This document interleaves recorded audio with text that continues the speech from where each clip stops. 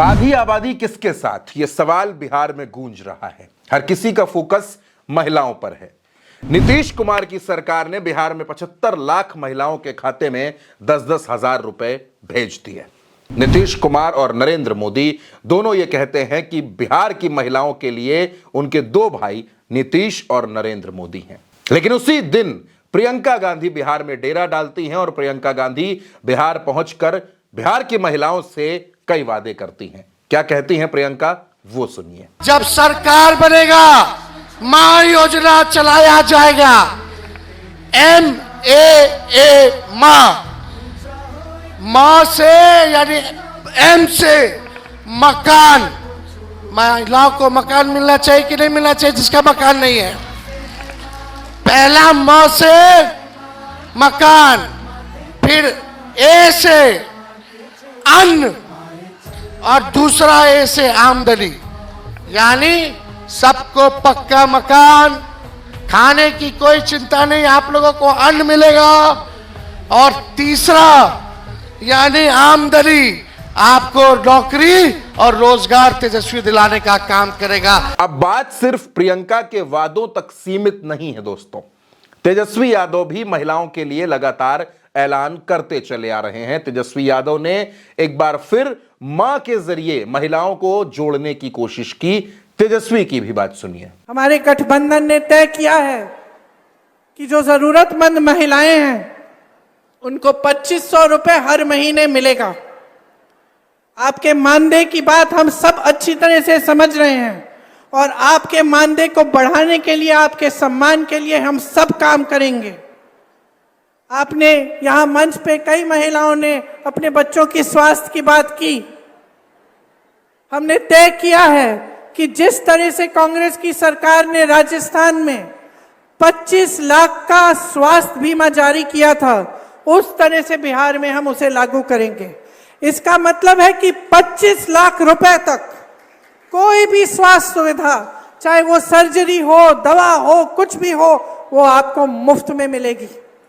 ये आपके समर्थन के लिए है, ये इसलिए है ताकि आपको अपने बच्चों के लिए, अपने स्वास्थ्य के लिए, अपने परिजनों के स्वास्थ्य के लिए संघर्ष नहीं करना पड़े। हमने ये तय किया है कि हम भूमिहीन परिवारों को 3 से 5 डिसमिल जमीन दिलवाएंगे। और सुन लीजिए, इस जमीन का मालिकाना हक महिलाओं को दिया जाएगा ताकि जमीन आपके नाम हो, जमीन आपकी हो।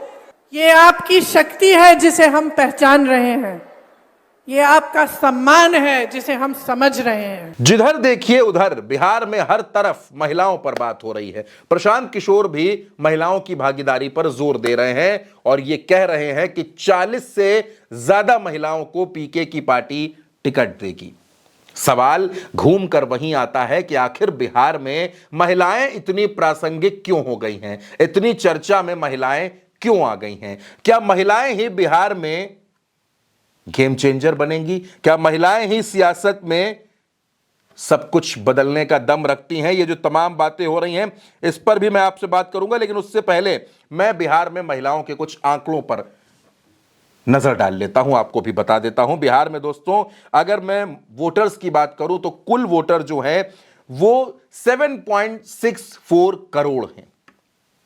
अगर महिलाओं की बात करूं तो उनकी संख्या 3.64 करोड़, यानी कि 3 करोड़ 64 लाख के आसपास महिलाएं बिहार में हैं।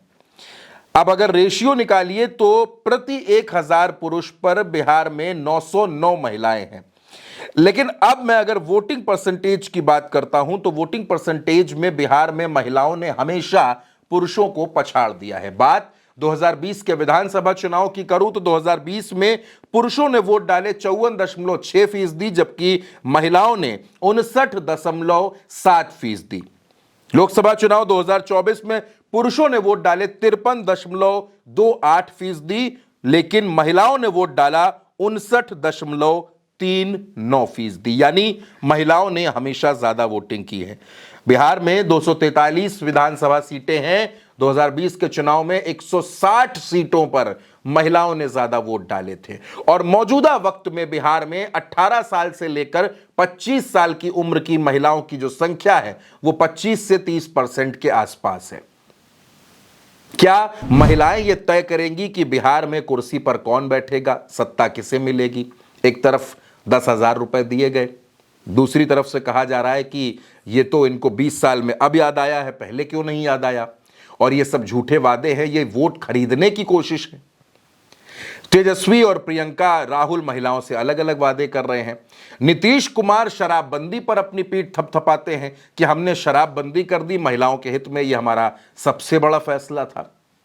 बहुत से फैसले नीतीश कुमार की सरकार ने महिलाओं को लेकर किए हैं। दूसरी तरफ तेजस्वी और कांग्रेस का गठबंधन है जो महिलाओं की जिंदगी बदलने की बात करते हैं। वो कहते हैं कि हम अन्न भी देंगे, हम आमदनी भी देंगे, हम मकान भी देंगे। प्रियंका कहती हैं जमीन भी देंगे।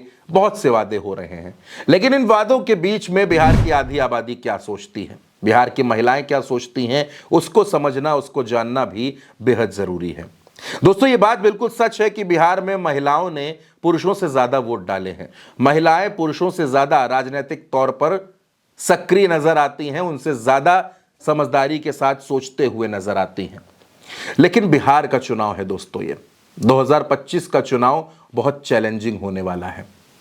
अगर वो तमाम महिलाएं जो लाभार्थी हैं, जिनको किसी योजना का लाभ मिल रहा है, अगर वो जाति के बंधनों में ना बंधें, अगर वो सब कुछ भूल जाए, अगर वो सिर्फ इसलिए वोट दे दें कि उनके खाते में पैसा आ गया, इस वजह से वो फला पार्टी को वोट दे देंगी, ऐसा बिहार में लगता नहीं दोस्तों। भारतीय जनता पार्टी ने कोशिश जरूर की है, नीतीश कुमार ने कोशिश जरूर की है। चुनाव से ऐन पहले महिलाओं के खाते में पैसा दिया गया है। क्या ये वोटों को खरीदने की कोशिश है चुनाव से ठीक पहले? इस पर भी एक बहस चल रही है, लेकिन यह बात बिल्कुल सच है दोस्तों, यह बिल्कुल फैक्ट है कि बिहार में महिलाएं ही तय करेंगी कि कुर्सी पर कौन बैठेगा, सत्ता किसको मिलेगी, कौन जीतेगा, कौन हारेगा, मुख्यमंत्री नीतीश रहेंगे या फिर बदलाव होने वाला है। अगर आप बिहार की महिला हैं, अगर आप बिहार की बेटी हैं और आप तक ये वीडियो पहुंच रहा है, तो आप भी कमेंट बॉक्स में हमें जरूर बताइए कि बिहार में इस बार महिलाएं क्या करने जा रही हैं, सत्ता परिवर्तन या एक बार फिर नीतीश को मौका। आपकी राय का हमें इंतजार रहेगा। साथ ही साथ उल्टा चश्मा यूसी को सब्सक्राइब करना बिल्कुल मत भूलिएगा। नमस्कार।